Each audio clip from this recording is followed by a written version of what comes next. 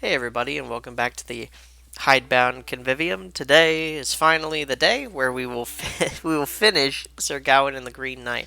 And I apologize if I'm a little bit sniffly today. Today is there's a lot of pollen in the air today, I assume. So I'm going to be a little bit, as I said, a little bit snivelly. But I hope that doesn't interrupt with the reading so much. I think what we're going to do is we're going to go ahead and I'm going to summarize what's happened in the poem so far, if it's been a long time since you've seen the other videos. And then I think we'll move on to the last part, part four itself, and then of course I'll give you a little bit of the thematic underpinnings of the work, a little bit of an understanding of some of the key takeaways.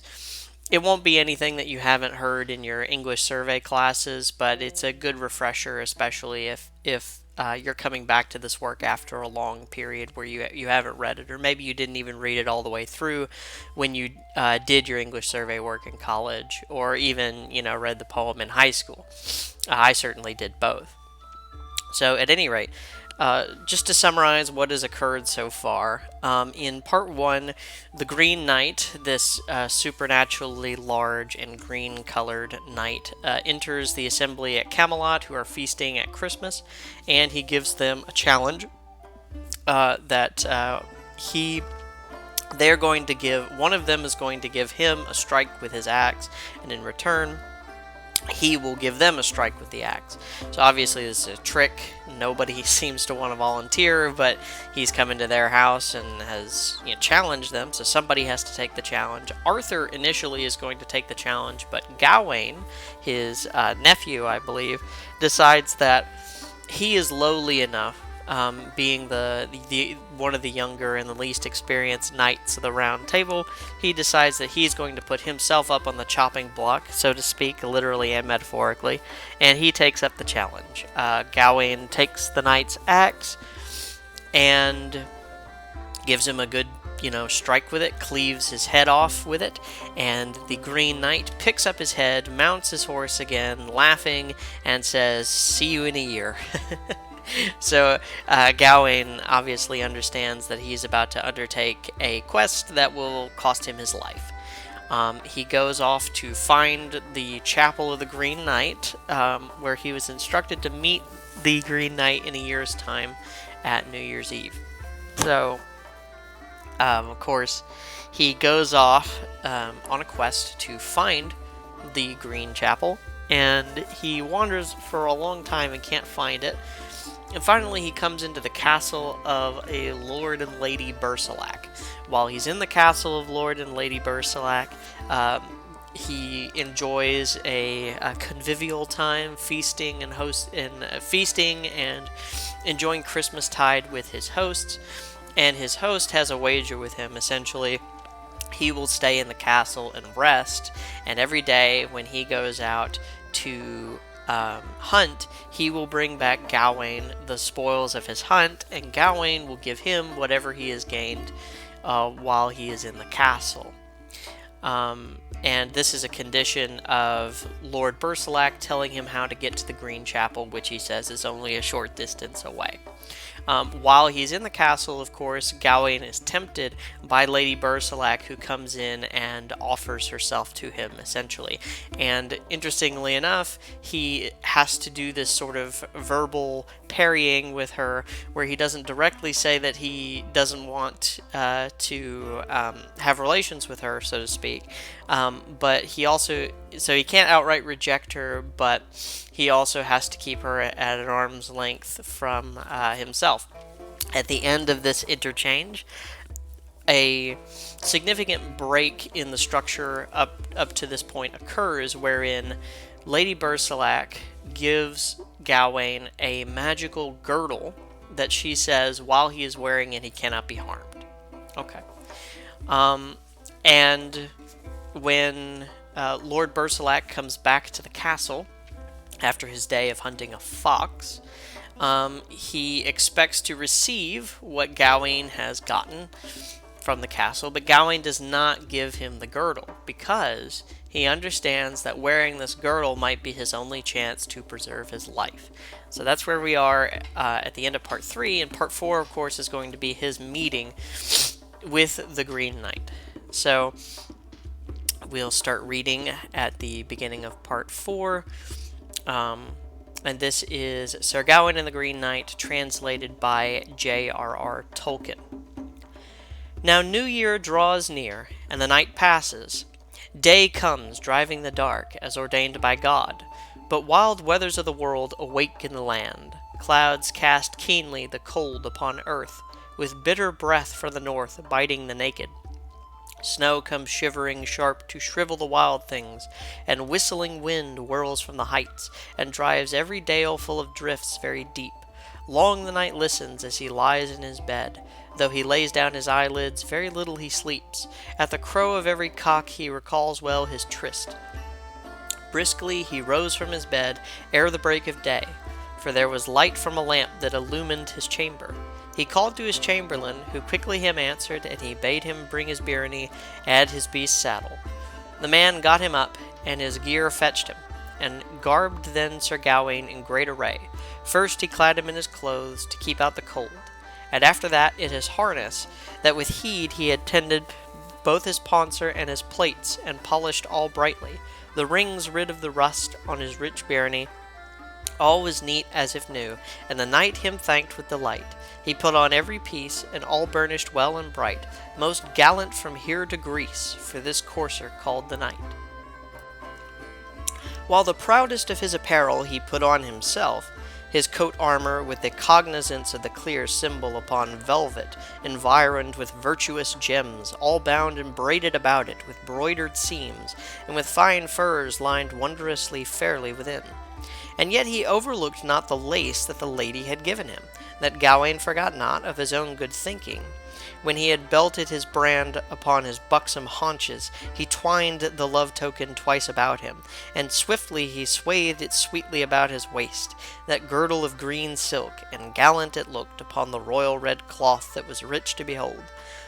But he wore not for worth, nor for wealth, this girdle, not for pride in the pendants, though polished they were, not though the glittering gold were gleamed at the ends, but so that himself he might save when suffer he must abide bane without debating it with blade or with brand of war.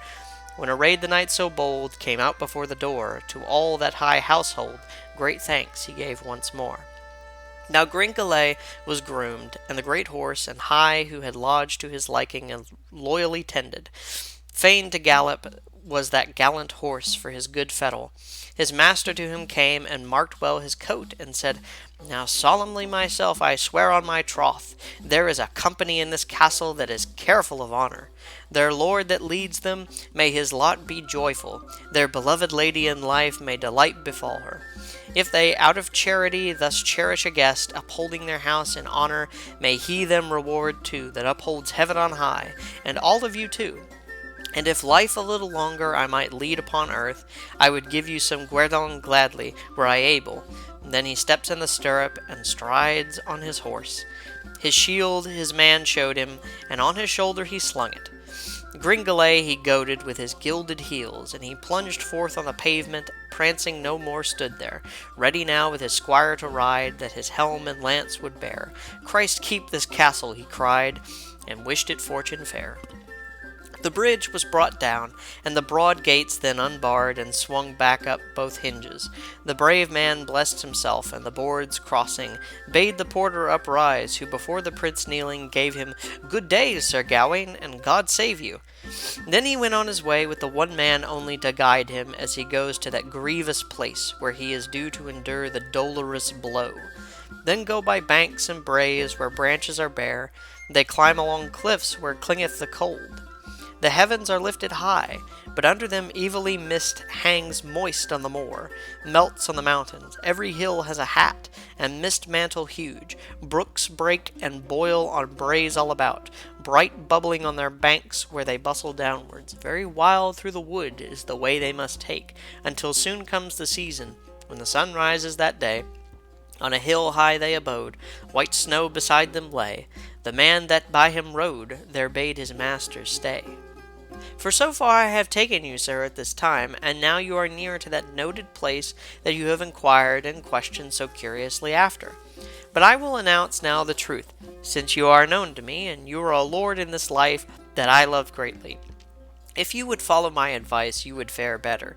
The place that you pass to, men perilous hold it. The worst wight in the world is that waste dwelleth, for he is stout and stern, and to strike he delights, and he mightier than any man upon Middle Earth is, and his body is bigger than the 4 best men that are in Arthur's house, either Hector or others. All goes as he chooses at the Green Chapel. No one passes by that place so proud in his arms that he hews not to death by dint of his hand, for he is a man monstrous, and mercy he knows not. For be it a churl or a chaplain that by that chaplet rideth, a monk or a mass priest, or any man beside, he would as soon have him slain as himself go alive. And so I say to you, as sure as you sit in your saddle, if you come there, you'll be killed if the carle has his way. Trust me, that is true, though you had 20 lives to yield. Here he has dwelt now long, and stirred much strife on the field. Against his stroke so strong, yourself you cannot shield. And so, good Sir Gawain, now go another way, and let the man alone, for the love of God, sir. Come to some other country, and there may Christ keep you, and I shall haste me home again, and on my honor I promise that I swear will by God and all his gracious saints, so help me God, and the halidome, and other oaths aplenty, and that I will safe keep your secret, and say not a word, that ever you fain were to flee from any foe that I knew of.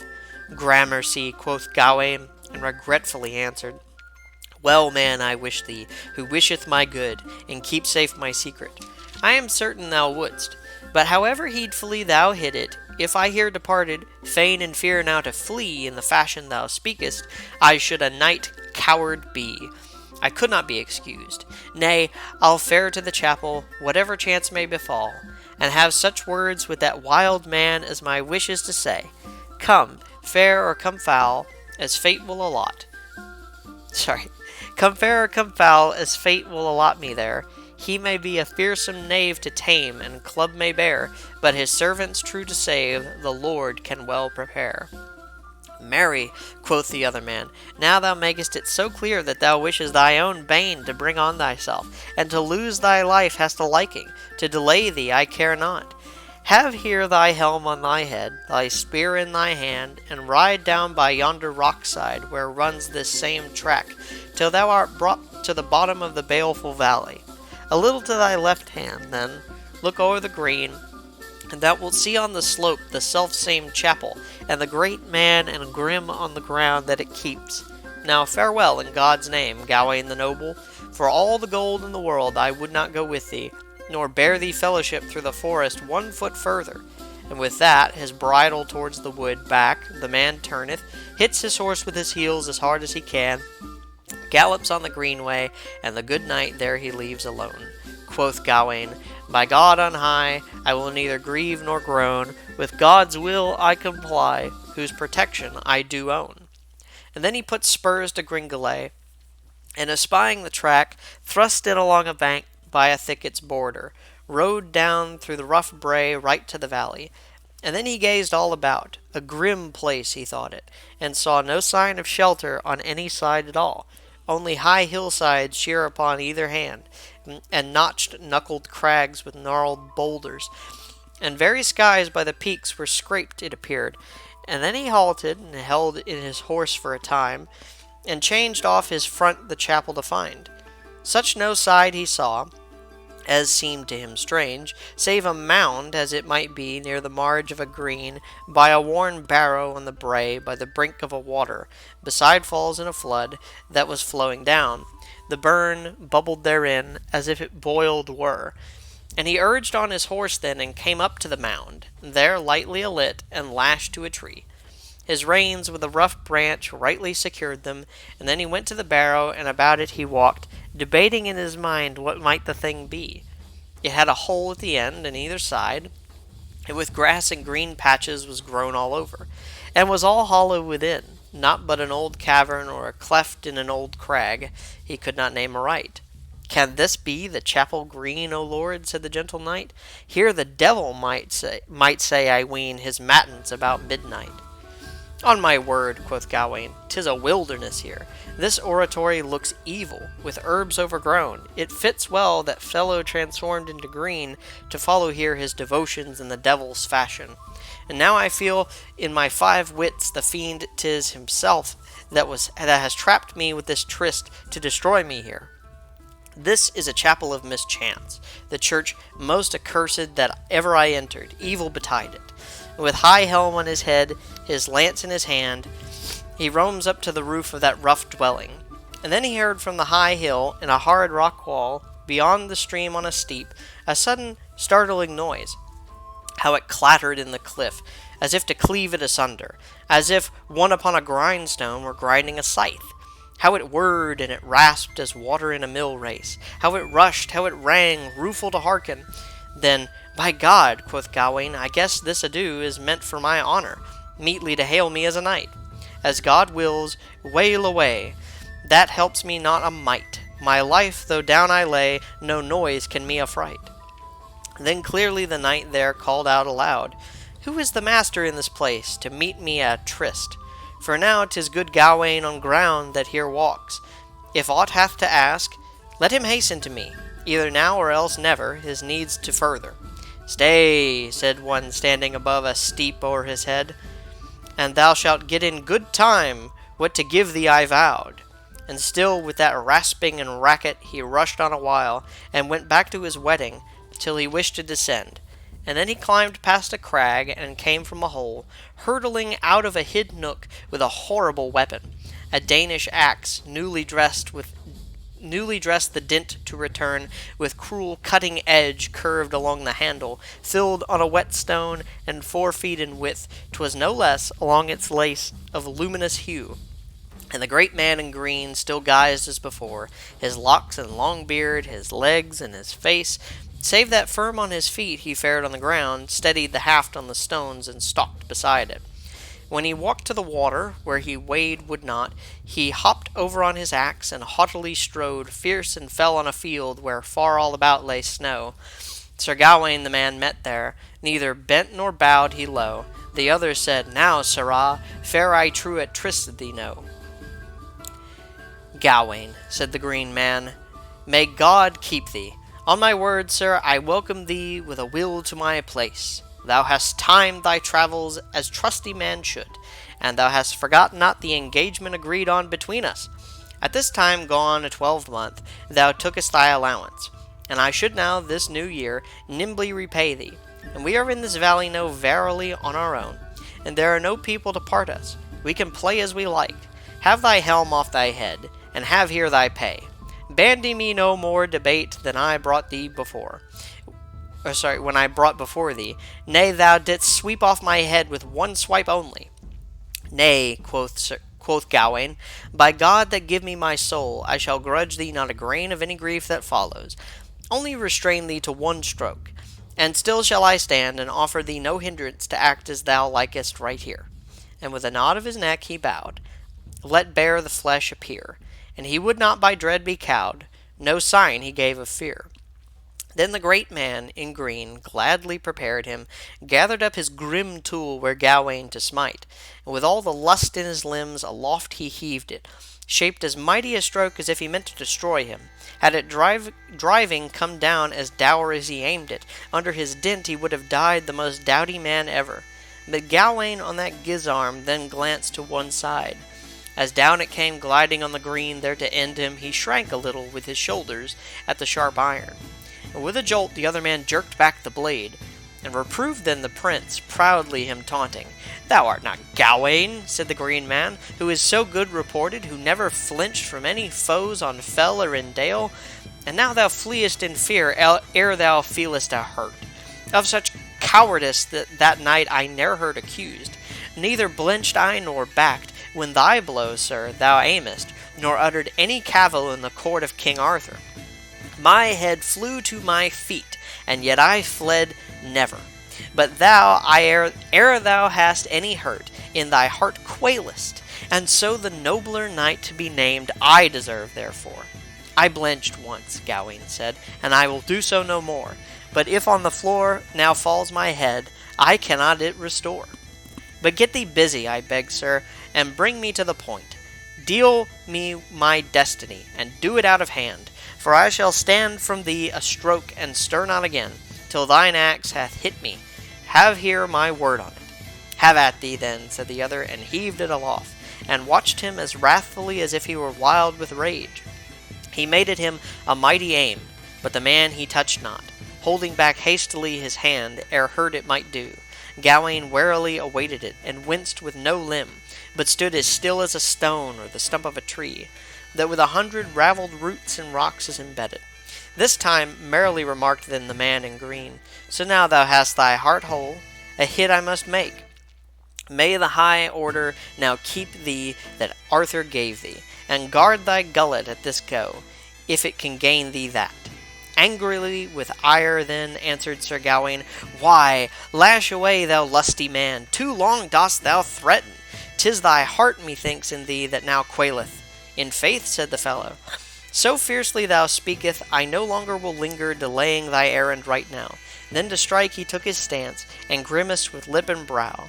He that of rescue saw no chance, was little pleased, I trow. Lightly his weapon he lifted, and let it down neatly with the bent horn of the blade towards the neck that was bare. And though he hewed with a hammer swing, he hurt no more than to snick him on one side and sever the skin. Through the fair fat sank the edge, and the flesh entered, so that the shining blood o'er his shoulders was shed on the earth. And when the good knight saw the gore that gleamed on the snow, he sprang out with spurning feet a spear's length and more, and in haste caught his helm on his head and cast it under his fair shield. He shot with a shake of his shoulders, brandished his bright sword, and boldly he spake, since never since he as a man-child of his mother was born, was he ever on this earth half so happy a man. Have done it, sir, with thy dents. Now deal with me no more. I have stood from thee a stroke without strife on this spot, and if thou offerest me others, I shall answer thee promptly, and give as good again as grim be assured shall pay. But one stroke here's my due, as the covenant clear did say, that in Arthur's halls we drew, and so, good sir, now stay. And from him the other stood off, and on his axe rested, held the haft to the ground, and on the head leaning, gazed at the good knight as on the green there he strode.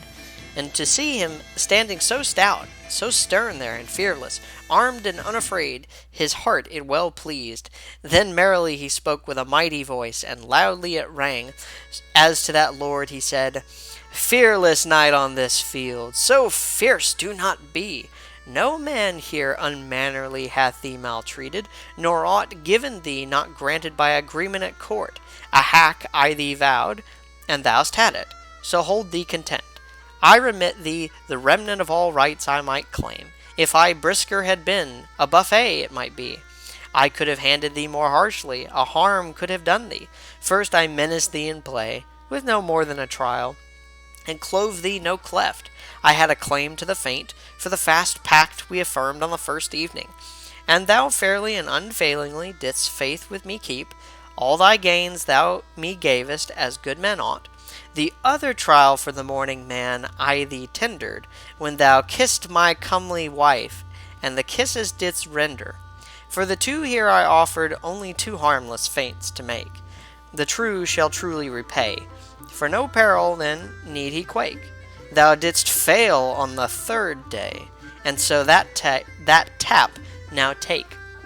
For it is my weed that thou wearest, that very woven girdle. My own wife it awarded thee, I wot, well indeed. And now I am aware of thy kisses and thy courteous ways, and of thy wooing by my wife.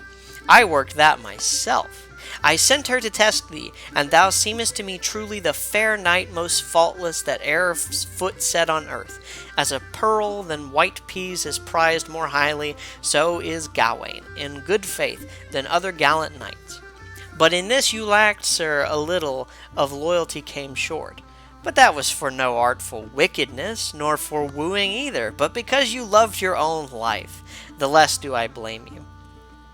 The other stern knight in a study then stood a long while, in such grief and disgust he had a grue in his heart, and all the blood from his breast in his blush mingled, and he shrank into himself with shame at that speech.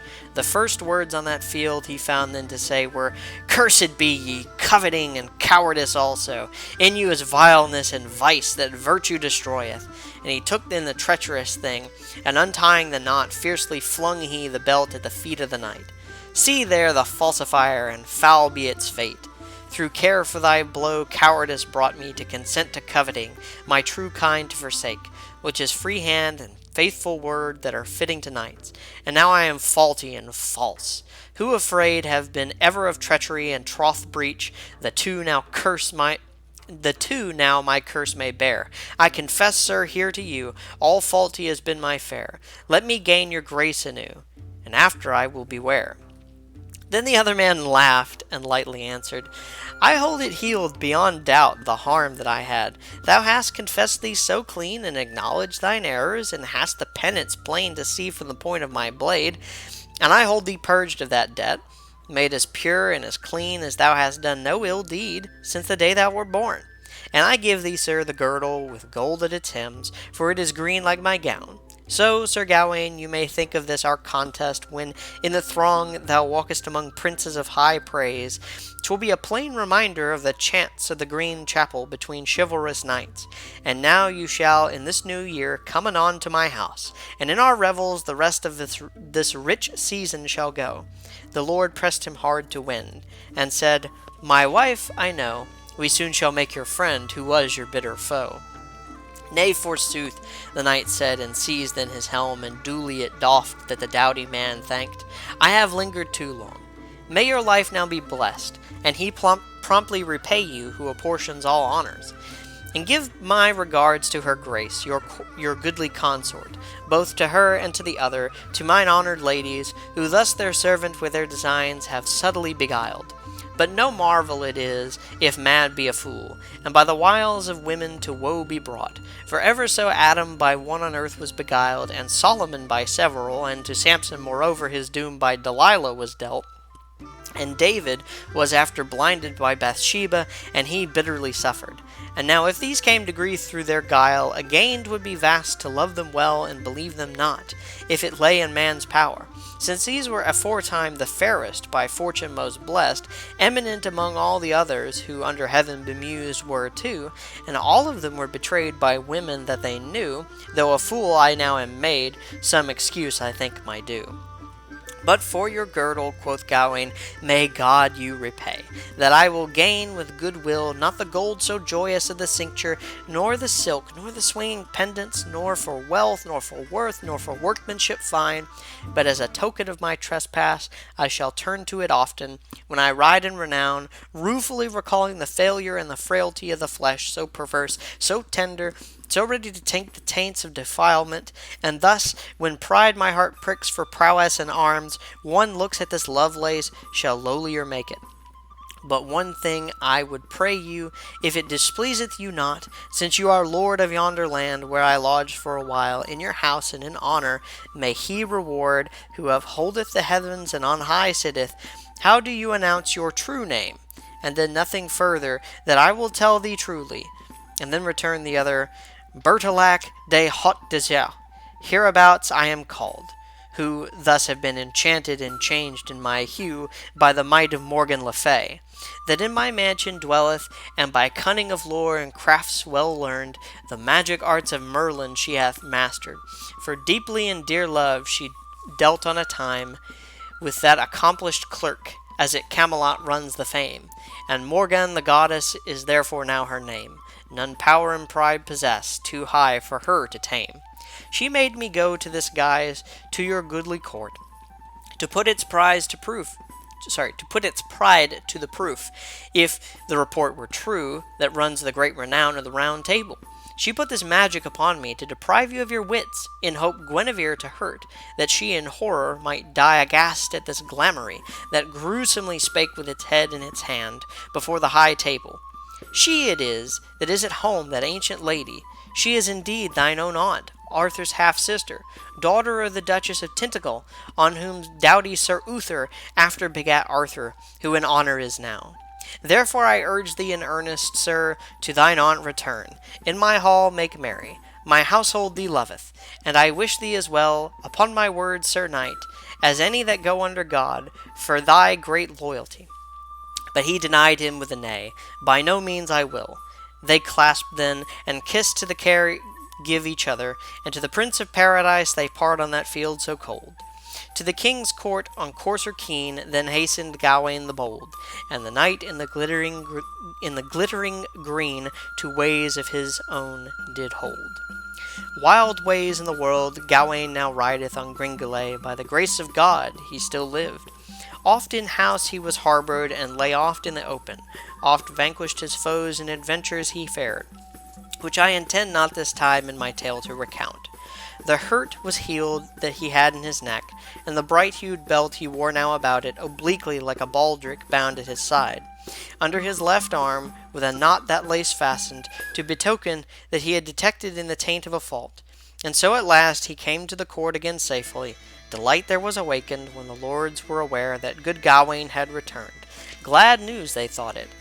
The king kissed the knight, and the queen also, and then in turn many a true knight that attended to greet him. About his quest they inquire, and he recounts all the marvels, declares all the hardships and care that he had, what chanced at the chapel, what cheer made the knight, the love of the lady, the lace at last. The notch on his neck, naked he showed them, that he had for his dishonesty from the hands of the knight in blame. It was torment to tell the truth. In his face the blood did flame. He groaned for grief and ruth, when he had showed it to his shame. Lo, lord, he said at last, for the lace handled, this is the band, for this is a rebuke I bear in my neck. This is the grief and disgrace I have got for myself, from the covetousness and cowardice that o'ercame me there. This is the token of the troth breach that I am detected in, and the needs must I wear it while in the world I remain.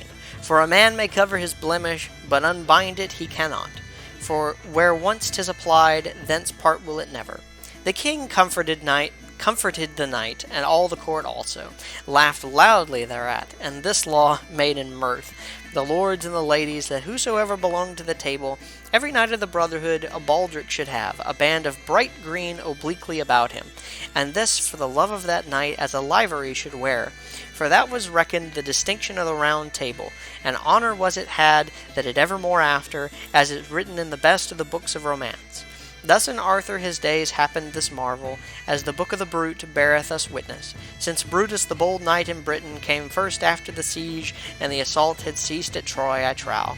May I travel such before as happened here ere now, to his bliss us bring who bore the crown of thorns on brow.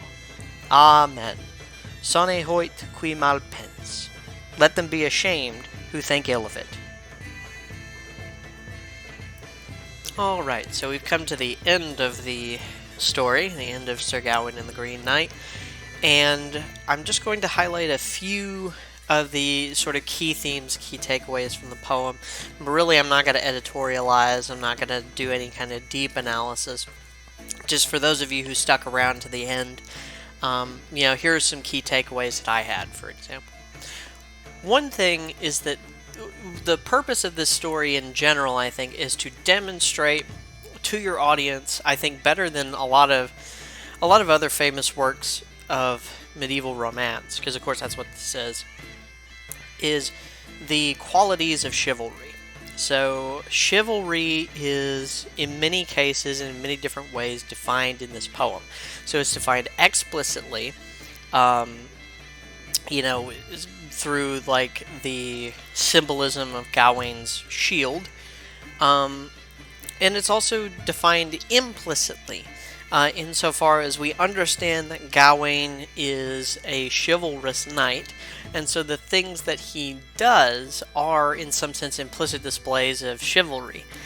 One of the interesting things about how the author uses chivalry, though, is in some sense I relate it back to Isaac Asimov. So Isaac Asimov wrote these short stories about robots, and his sort of claim to fame, if anybody has watched the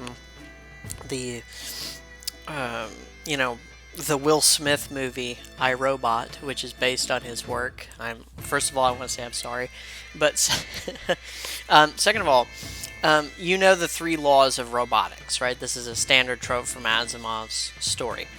They are laws that govern how robots are to behave. But a lot of Asimov's stories, um, they revolve around how the laws of robotics cause internal conflicts. That the story, throughout the story, it's interesting how they get resolved or don't get resolved. In the case of Sir Gawain and the Green Knight, that's precisely what the author is doing. That's the tension in the work. Is that in part three, when Sir Gawain is at the house of Lord Bersilac and is being tempted by Lady Bersilac, um, you know, he has there is a tension between what is he has role confliction, essentially, is what I'm trying to say, because the chivalrous knight always makes women feel wanted. Part of being a knight is courtly love, and courtly love consists in pursuing lovely women. That's it doesn't mean, no, it doesn't mean having sex with them. It doesn't mean necessarily even constructing some kind of relationship with them.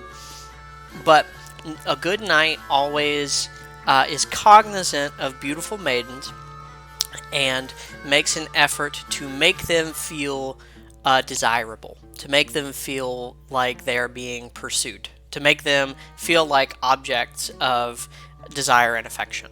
So there's one aspect of chivalry, but the other aspect of chivalry is that to be a chivalrous knight, you have to be a good Christian.